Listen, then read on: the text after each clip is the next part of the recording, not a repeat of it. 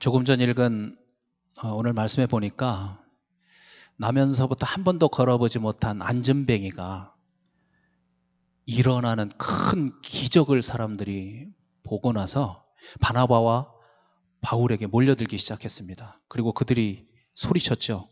신들이 사람의 형상으로 우리 가운데 오셨다. 그러면서 바나바를 제우스 신 알죠? 제우스라고 하고 바울을 헤르메스라고 하면서 그 밖에 있던 신전의 제사장들이 화환과 소를 끌고 와가지고 이 두 사람에게 제사를 지내려고 했습니다. 그때 이 두 사도가 했던 행동을 잘 보십시오. 어떻게 했습니까? 옷을 찢고 무리 가운데 뛰어들었습니다. 그리고 소리치면서 하는 말이 우리는 신이 아니다. 우리는 너희들과 똑같은 그런 보통 사람이다. 그러면서 소리를 치고 있습니다. 우리가 이 말씀을 가지고 오늘 좀 생각해 보려고 합니다. 그것은 다른 것이 아니라 영광 받으실 분은 오직 하나님 한 분이시라는 겁니다. 영광 받으실 분은 오직 한 분, 하나님밖에 없다는 사실, 그것을 오늘 잊지 말라는 겁니다. 하나님을 믿는 우리에게 있어서 이보다 중요한 교훈이 없습니다. 너무너무 우리의 삶에 중요한 그런 교훈이 바로 이것입니다. 오늘 말씀대로 그것이 바로 겸손이죠. 겸손. 여러분, 이 바울과 바나바가 옷을 찢은 이유는 뭐냐면 자기들이 너무나 지금 부당한 일을 당하고 있다는 겁니다. 부당한 일. 그게 무슨 일입니까? 안전뱅이를 일으킨 그 일로 인해서 자신들이 칭찬을 받고 자신들이 영광을 받는 것, 그것이 너무나 부당하다는 겁니다. 그래서 이 두 사도 바나바와 바울이 자신들의 옷을 찢었습니다. 저는 이 말씀을 읽으면서 한 가지 떠오른 생각이 있었는데, 이 바울과 바나바가 이 사람들로부터 핍박을 받았을 때 돌에 맞고 심지어 매에 맞고 감옥에 갇히고 그 심각한 핍박을 받을 때는 옷을 찢지 않았다는 겁니다. 한번 생각해 보십시오. 그런 부당한 일이 어디 있습니까? 그런 억울한 일이 어디 있습니까? 그런데 바울과 바나바는 그때는 옷을 찢지 않았습니다. 오히려 자신들을 신으로 인정해 주려고 할 때, 자신들을 칭찬하고 자신들에게 최고의 영광을 돌리려고 할 때, 바로 그때 이들은 그것이 부당하다고 여기고 자신들의 옷을 찢었던 겁니다. 여러분, 우리는 바울과 바나바를 통해서 하나님을 믿는 사람이 하나님을 믿지 않는 사람들과 얼마나 삶의 가치관이 다른가, 그것을 알 수 있습니다.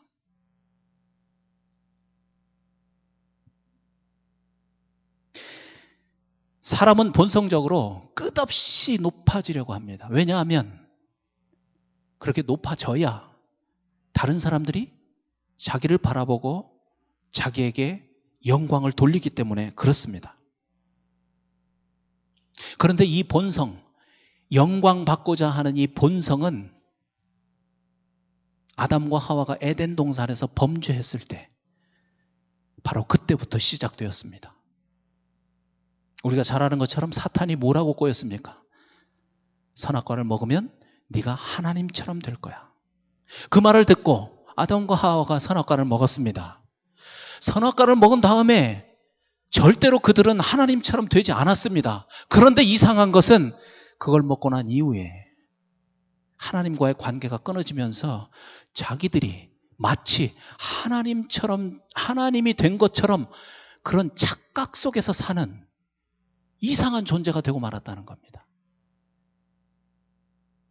그래서 끝없이 칭찬 듣고 싶어하는 본성이 사람의 마음속에 박혔습니다. 끝없이 다른 사람들로부터 인정받고 영광받으려고 하는 그 마음, 그것이 모든 사람의 본성이 되고 말았습니다. 그래서 누구나 영광 받기를 좋아합니다. 아무리 못난 사람이라도 자기를 인정해 주기를 바랍니다. 우리말에 그런 말도 있잖아요. 지렁이도 밟으면 꿈틀거린다고. 아무리 우리가 생각하기에 지렁이처럼 보이는 사람이라도 밟으면 꿈틀거립니다. 무시하면 일어선다는 거죠. 그래서 사람들이 가장 참기 힘들어하는 게 뭐냐면 무시당하는 일입니다. 다른 건 다 참아요. 다른 건 다 참아요. 막 혀를 깨물면서도 참아요. 그런데 무시당하는 것만은 참지 못해요.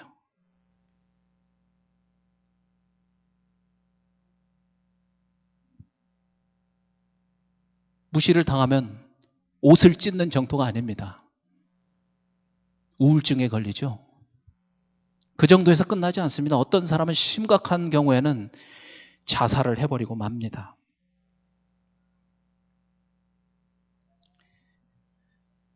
여러분, 그런데 하나님을 믿는 우리가 세상 사람들과 가장 크게 달라야 할 부분이 바로 이 부분이라는 겁니다. 옷을 찢는 이유가 달라야 된다는 겁니다. 하나님을 알지 못하는 세상 사람들은 무시당할 때, 억울한 일 당할 때 옷을 찢지만, 그러나 하나님을 믿는 사람들은 다른 사람들이 나에게 영광을 돌리려 할 때, 바로 그때 바나바와 바울처럼 옷을 찢어야 한다는 겁니다.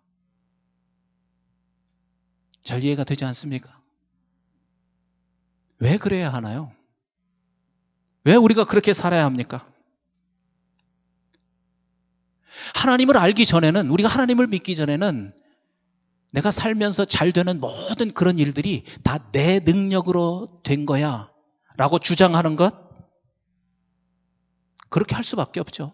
그렇게 이해할 수밖에 없죠. 그러나 우리가 정말 하나님을 믿고 보니까, 하나님을 알고 보니까 나에게 내 인생 속에 일어난 그 많은 일들, 그 좋은 일들, 그 기가 막힌 일들이 다 하나님의 은혜 가운데서 이루어진 일이구나.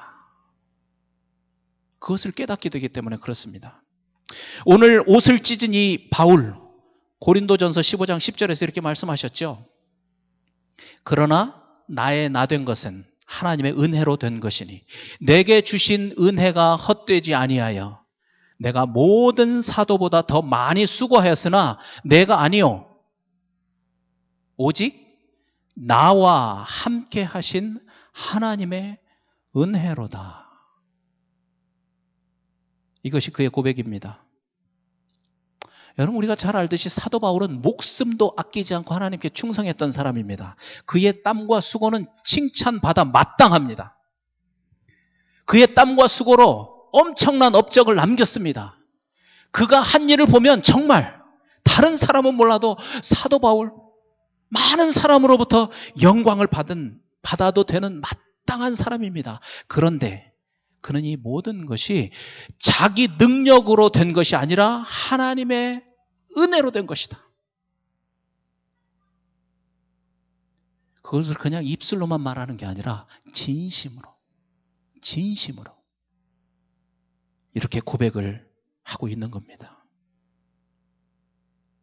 그래서 자기가 이룬 그 일 때문에, 자기가 행한 그 일 때문에 자기가 칭찬을 받고 자기가 영광을 받는 것, 그것은 너무나 부당하다고 겸손하게 모든 것이 하나님의 은혜라고 진심으로 그렇게 고백하고 있습니다. 진심으로.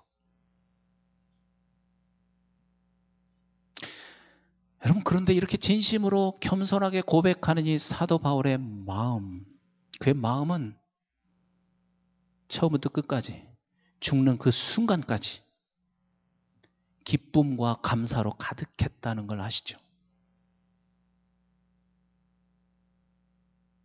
큰 고통 속에서도 사도 바울은 기쁨과 감사가 끊어지지 않았습니다. 그 위대한 일을 끝까지 죽는 날까지 잘 감당했습니다. 이 겸손한 마음 때문에. 하나님의 은혜를 인정하는 그 믿음 때문에.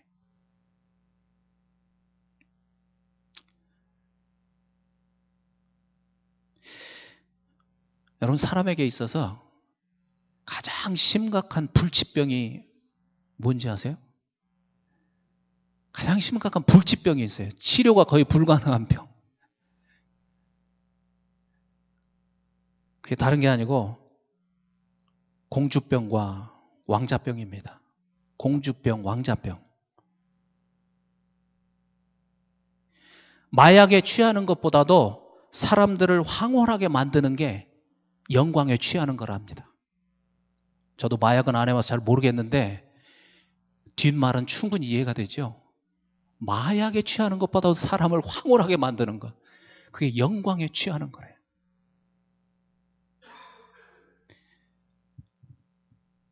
그러나 이 마치 소금물을 먹으면 먹을수록 더 큰 갈증이 나는 것처럼 영광에 취하면 취할수록 그것에 만족하지 못하고 더 큰 영광을 위해서 끝까지 달려가는 사람들이 사람의 본성입니다. 그것이 사람의 본성입니다. 하나님의 대사라고 하는 책을 여러분 읽어보신 분들 많을 겁니다. 김하중 장로님이라는 분이죠. 중국 대사를 지내셨습니다.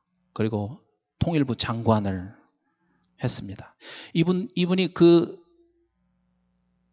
장관이 되면서 만나는 사람들이 다 이렇게 지위가 높은 사람들이잖아요. 대통령 주변에 있는 사람들. 말하자면 경제적으로도 정치적으로도 소위 말하면 성공한 그런 사람들이죠. 그런데 그분들을 만나면서 발견한 공통점이 있다고 그랬습니다. 이분의 얘기입니다. 모든 사람들이 다 그렇지는 않겠지만 대부분의 그들에게서 발견되는 공통점이 뭐냐면 마음이 교만하고 강팍하다는 겁니다. 그 심한 경쟁을 뚫고 거기까지 올라오기까지 얼마나 많은 일들이 있었겠습니까? 그것을 부딪히면서 그곳까지 올라온 그들의 마음. 그럴 수밖에 없겠죠. 교만해질 수밖에 없습니다.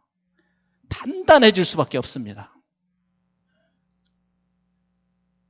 높은 사람 눈치 봐야 그래야 내가 진급할 수 있고 그래야 내가 성공할 수 있다.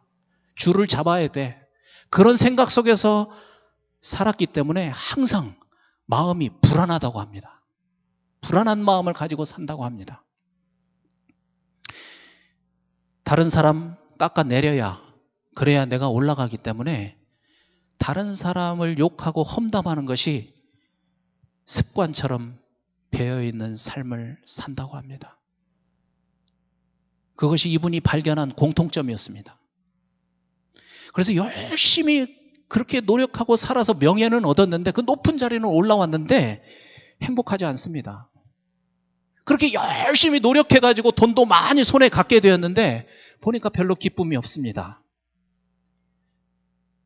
다른 사람들이 막 그 사람을 높여주고 그 사람들에게 영광을 돌리고 막 이러는데도 불구하고 계속해서 그들의 마음속에는 만족이 없고 불만만 가득 찬 삶을 살고 있는 것을 발견했다는 겁니다. 더 큰 영광을 찾기 위해서 아주 피곤한 그런 삶을 사는 거죠.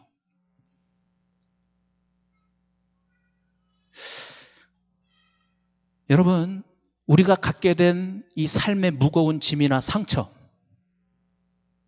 왜 그런 것들이 생길까요? 대부분은 영광을 기대하며 살기 때문에 생긴 상처입니다. 다시 말하면 공주병, 왕자병 때문에 생긴 상처라는 겁니다. 이 공주병, 왕자병이 우리 인생을 피곤하게 만듭니다. 아픈 상처를 만듭니다. 무거운 짐을 지고 살게 만듭니다. 그런데 심각한 것은 그 병을 치료할 만한 약이 없다는 겁니다. 아직은 개발된 약이 없습니다. 왕자병, 공주병 치료할 약이 없습니다. 그런데 하나님의 말씀 속에서 이 약을 발견할 수 있습니다. 마태복음 11장 29절, 30절 두 절 말씀에서 예수님이 말씀하셨습니다. 여러분 이 치료약을 잘 들어보십시오. 수고하고 무거운 짐진 자들아 다 내게로 오라. 내가 너희를 쉬게 하리라. 그러면서 나는 마음이 온유하고 겸손하니 나의 멍에를 메고 내게 배우라. 그리하면 너희가 마음의 쉼을 얻으리라. 여러분 이것이 복음이죠. 이것이 복된 소식입니다. 수고하고 무거운 짐진 자들이 예수님께 나오면 쉼을 얻는다고 말씀하셨잖아요. 그런데 어떤 방법으로 쉼을 얻게 되느냐, 이게 중요합니다. 어떻게 쉼을 얻는다고 말씀하셨습니까? 예수님의 온유와 겸손을 배움으로 인해서. 예수님의 온유와 겸손을 배움으로 인해서 쉼을 얻게 된다고 말씀하는 겁니다. 이것이 바로 왕자병, 공주병을 치료하는 약입니다. 온유와 겸손.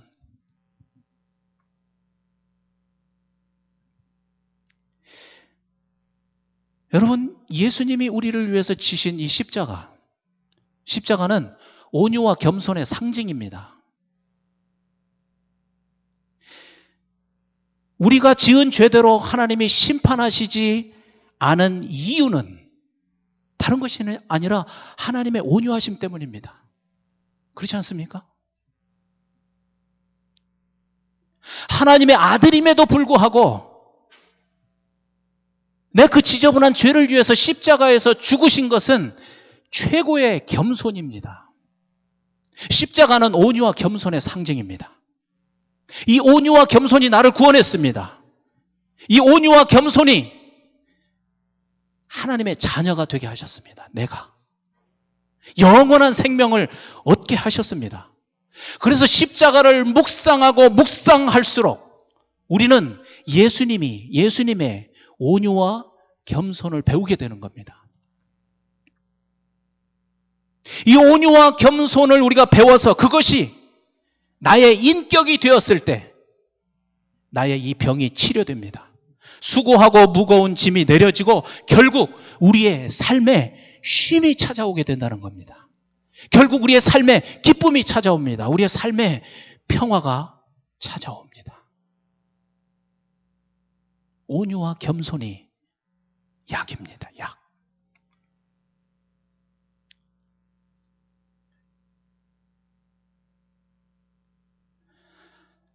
우리가 살고 있는 이 세상, 특히나 요즘 극심한 경쟁 사회입니다.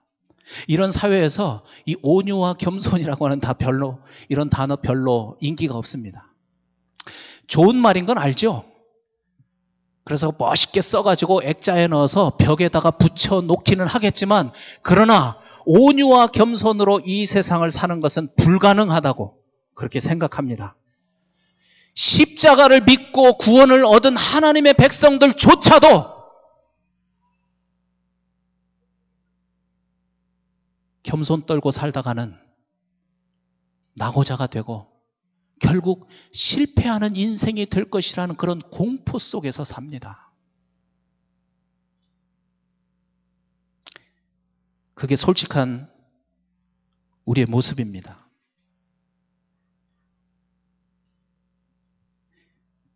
그래서 교회 안에도 얼마나 많은 공주병, 왕자병 환자들이 있는지 모릅니다.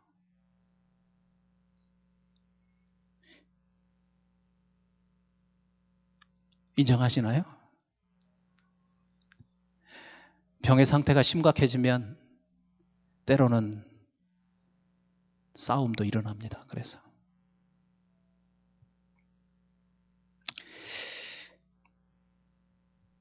목사인 저에게도 그 증상이 있습니다. 왜 이렇게 내가 힘들지? 내가 왜 이렇게 짜증이 나고 조그만 일에도 화가 날까? 내가 왜 이렇게 누가 조금만 건드려도 왜 이렇게 자꾸 섭섭한 마음이 들지? 잠깐만 조용히 생각해 보면 분명한 병이 진단됩니다. 아, 그 병이 또 도졌구나. 왕자병, 공주병이 또 도진 겁니다. 인정받고 싶은 마음, 영광받고 싶은 그 마음, 그냥 조그만 일 해놓고 칭찬 듣고 싶은 그 마음, 그 병이, 그 질병이 다시 도진 겁니다.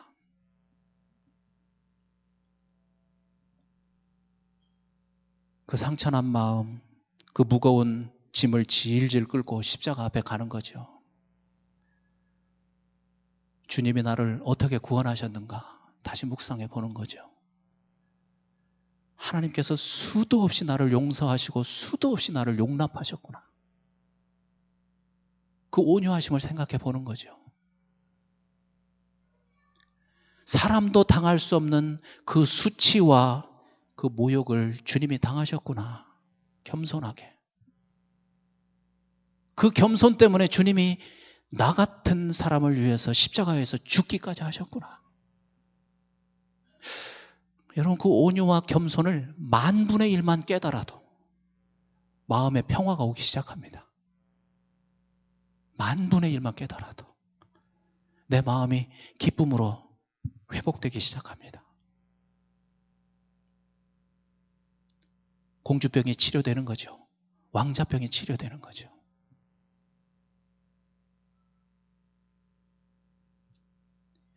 야고보서 4장 10절 말씀에 보면 주 앞에서 너희를 낮추라. 그리하면 주께서 높이시리라. 이 말씀을 잘 보십시오. 내가 스스로 높아지는 것이 아니라 중요한 것은 주께서 높이시리라 라고 하는 말씀입니다. 주께서 높이십니다. 조건이 있습니다. 그런데 그 조건은 뭐냐면 주 앞에서 낮추라는 겁니다. 주 앞에서 낮추는 자들, 그들을 주께서 높이신다고 말씀하시는 겁니다. 바나바와 바울처럼, 오늘 이 말씀의 주인공들, 예수님처럼. 여러분, 이 말씀을 하나님의 말씀으로 믿으시기를 바랍니다. 아멘? 하나님의 말씀입니다. 주 앞에서 너희를 낮추라. 그리하면 주께서 너희를 높이시리라. 이것을 믿어야 내가 나 스스로를 높이기 위해서 노력하지 않습니다. 이상한 수를 쓰지 않습니다. 겸손한 사람이 될 수 있습니다. 그래야만 정말 하나님이 나를 높이시는 것을 경험할 수 있습니다. 그래야만 높아짐에도 불구하고 겸손한 자가 될 수 있습니다. 그래야만 사도 바울처럼 또 우리의 신앙의 선배들처럼 끝까지 신앙의 길을 달려갈 수 있습니다. 그래야만 하나님이 부르시는 그날까지 정말 의미 있고 성공적인 그런 삶을 살 수 있습니다. 그래야만, 그 자리에만 우리가 정말 누려야만 하는 기쁨, 정말 우리가 누려야만 하는 감사, 만족한 삶이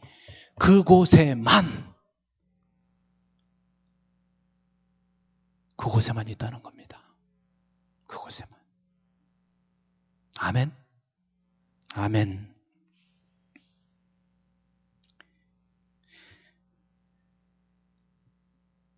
오늘 말씀을 마무리하면서 한 가지 더 중요한 걸 생각해야 합니다. 왜 하나님께서 이렇게 하나님의 백성들을 높이시는가? 그 이유, 그 목적이 분명히 있다는 거죠. 이걸 우리가 정말 꼭 알아야 합니다. 오늘 말씀 15절 뒷부분에 보면 너희에게 복음을 전하는 것은 이 헛된 일을 버리고 천지와 바다와 그 가운데 만유를 지으시고 살아계신 하나님께로 돌아오라 함이라. 하나님께서 바울을 통해서 이 큰 능력을 행하신 이유가 뭔가? 사람들이 신으로 섬기면서 영광을 돌릴 만한 이 큰 기적을 행하신 이유가 뭔가? 그 목적이 뭔가? 그것은 다른 것이 아니고 복음을 전하기 위해서. 헛된 일을 버리고 이제는 온 천지를 지으신 우리에게 진정한 기쁨을 주시는 그 하나님께로 사람들이 돌아오게 하려고 하나님께서 그 일을 행하셨다고 지금 말씀이 말씀하고 있습니다. 여러분, 하나님께서 우리에게 특별한 은혜를 베푸시잖아요. 건강도 주시고 일할 수 있는 직장도 주시고 사업터도 마련해 주시고 공부할 수 있는 기회도 주시고 그렇게 하신 것에 대한 분명한 이유와 목적이 있다는 겁니다.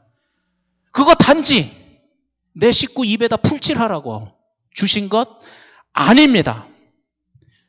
그저 수고하고 무거운 짐진 것 다 내려놓고 기쁨으로 살아라. 그것도 아닙니다. 그것이 끝이 아닙니다. 단지 남보다 높아져서 사람들 앞에서 잘난 체하면서 그렇게 살라고 주신 것은 더욱더 아닙니다. 나를 통해서 하나님께서 하시고자 하는 분명한 일이 있다는 겁니다. 내 지식을 통해서, 내 위치를 통해서, 내 명예를 통해서, 하나님이 주신 그 물질을 통해서 하시고 싶으신 일이 있습니다. 하시고자 하는 일이 있습니다. 최종적인 목적이 있습니다. 그것은 생명을 살리는 일입니다.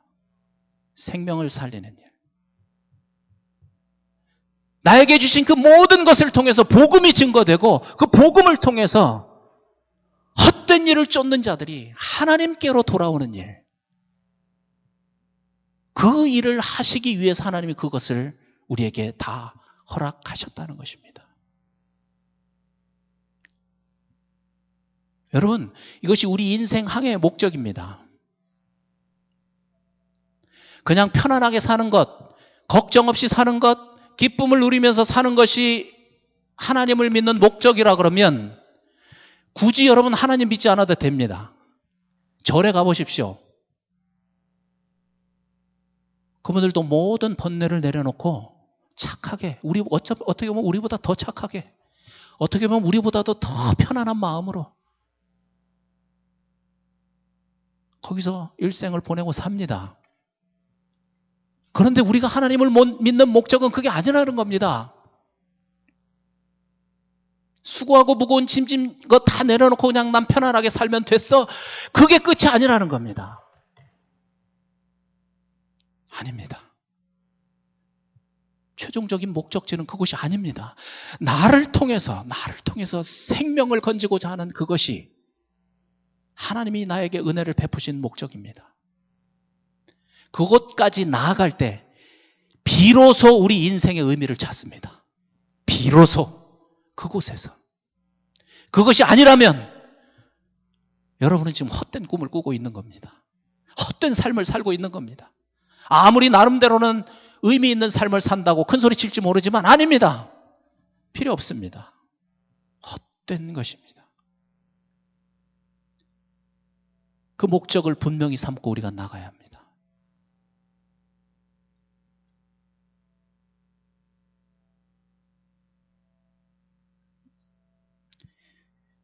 아까 말씀드렸던 김하중 장로님 이런 간증도 했습니다. 자기가 공직생활 30년 장관까지 하고 은퇴했는데 10년이 넘은 고물차를 타고 가면서 항상 기도한답니다. 하나님, 이 차가 도로에서 서지 않게 해주십시오. 아들, 딸 결혼시킬 때 그동안 그 뿌린 본전이 있잖아요. 얼마나 많은 돈을 축의금으로 냅니까? 그런데 이분은 그냥 친척들만 초청하고 축의금 받지 않고 조용히 결혼식을 했다고 합니다. 자녀들. 그렇게 하는 이유가 뭔가? 믿지 않는 사람들에게 본을 보여서 그것을 통해서 복음을 증거하고 싶은 그 마음 때문에, 그 사명 때문에 그분이 그런 일을 그렇게 했던 겁니다. 그런데 또 하나 중요한 이유가 있습니다. 그렇게 살고 보니까 너무나 삶이 기쁘다는 겁니다. 그렇게 살고 보니까 너무나 삶에 감사가 넘친다는 겁니다. 내 돈 가지고 내가 좋은 차 타고 다니는데 누가 뭐라 그래? 뭐라고 할 필요 없죠. 그러나 그렇게 사는 것보다도 훨씬 더 큰 기쁨이 이분의 삶 속에 있었다고 합니다. 다른 사람들로부터 막 영광을 취하는 그런 삶보다도 훨씬 더 재미있고 훨씬 더 만족스러운 그런 삶을 살게 되었다고 그분이 그 책에 그렇게 고백해 놓았습니다. 지금 그분이 크게 쓰임받고 있습니다. 젊은이들에게 가서 간증하고, 자기가 공직생활 할 때보다도 훨씬 더 바쁘고 훨씬 더 많은 곳에 가서 일을 하느라고 굉장히 바쁜 그런 삶을 산다고 합니다. 복음이 증거되는 거죠. 하나님이 최종적으로 목적하신 그 목적이 그분을 통해서 이루어지고 있는 겁니다. 여러분, 우리도 바울처럼, 예수님처럼 내가 영광을 취하지 않고 겸손한 삶을 살면 하나님이 우리를 높이실 뿐만 아니라 그 삶 속에서 기쁨이 충만하게 하십니다. 또 우리가 가진 것, 지식이면 지식, 물질이면 물질, 건강이면 건강, 시간이면 시간, 그것을 정말 생명을 구하는 일에 써야 되겠다. 그렇게 마음 먹고 주님 써주십시오. 그렇게 진심으로 주님 앞에 그것 내려놓으면 하나님 우리의 삶을 너무나도 아름답고 아름답게 만드실 겁니다. 죽는 그 순간에 정말 나는 삶에 후회가 없다. 그런 고백을 하고 죽을 만큼 그런 삶으로 하나님이 우리를 인도해 주실 것입니다. 그것이 복된 삶입니다. 그것이 축복의 삶입니다. 그 복이 오늘 말씀대로 우리 모두에게 함께 하시기를 간절히 축복합니다. 아멘. 아멘. 이 시간 우리 한번 조용히 눈을 감고 기도하시겠습니다.